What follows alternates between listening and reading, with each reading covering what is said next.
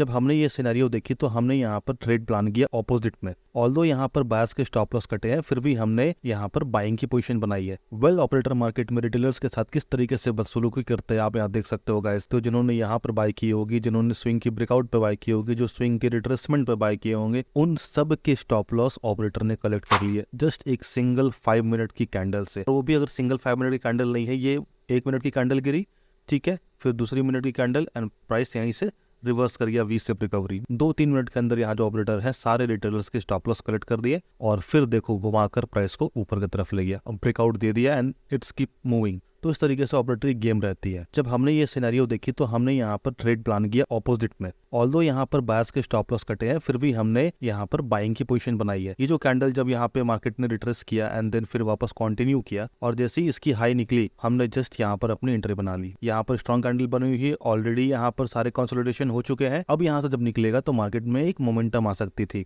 तो हमने इसी के बेसिस पर इस पॉइंट के जस्ट ऊपर हमने अपनी इस कैंडल में जस्ट ओपनिंग के आसपास हमने एंट्री बना ली और ये रही मेरी एंट्री और इसकी रनिंग प्रॉफिट आप यहाँ स्क्रीन पर देख सकते हो। मैंने किस बेसिस पे कहाँ पे एंट्री बनाई है मैंने आपको ये लॉजिक समझा दी है। वेल आप यहाँ देख सकते हो कि मार्केट यहाँ पर रेजिस्टेंस ले रहा है, राइट। तो रेजिस्टेंस थी यहाँ पर, तो अभी क्या है कि अगर मार्केट ऊपर जाता है यहाँ पे कंसोलिडेट करके यहीं पे होल्ड करके निकलता है तो मैं अपनी ट्रेड को होल्ड करूंगा। अदरवाइज क्या होगा कि मैं यहाँ पे एग्जिट कर जाऊंगा पोजीशन अगर इसकी लो टूट गई तो। बिकॉज क्या होगा कि फिर यहाँ पर एक रिट्रेसमेंट लेगा, इस रिट्रेसमेंट में प्रीमियम डिके करेंगे और हो सकता है कि ये रिकवरी हो जाए इन्वर्टेड वी शेप, इस तरीके से भी निकल सकती है एंड देन फिर ऊपर जाए। तो इट्स बेटर कि मैं यहाँ पे एग्जिट कर जाऊं एंड देन फिर प्राइस अगर आती है इस पॉइंट पर या इस पॉइंट पे बुलिश पैटर्न बनाएगा फिर मैं यहाँ पे एक नया ट्रेड ले सकता हूँ अगर हमारे पास मार्केट में टाइम बचेगा तो सीधी सी लॉजिक है कि अगर ऑपरेटर ट्रैप में किसी की स्टॉप लॉस भी कट रही है तो जाहिर सी बात है कि अगर यहाँ पर जो लोग हैं उनकी स्टॉप लॉस फिक्स होंगी, रिस्क फिक्स होगा, तो वो रिस्क तो वैसे भी जानी थी। अगर यहाँ से भी अगर गिरता प्राइस तो भी वो रिस्क मतलब उनकी स्टॉप लॉस कटने वाले थे या जितनी उसकी अमाउंट थी रिस्क की वो इतनी अमाउंट मार्केट को जाने वाली थी, ठीक है। और सपोज प्राइस यहाँ पे चला गया, कुछ लोग यहाँ पर ट्रेल कर लिए होंगे या कुछ लोग यहीं पर रखे होंगे, तो उनकी जितनी रिस्क जानी थी वो उतनी रिस्क जाएगी। तो जिनकी भी रिस्क फिक्स है वो उनकी जानी थी तो वो गई, वो ठीक है।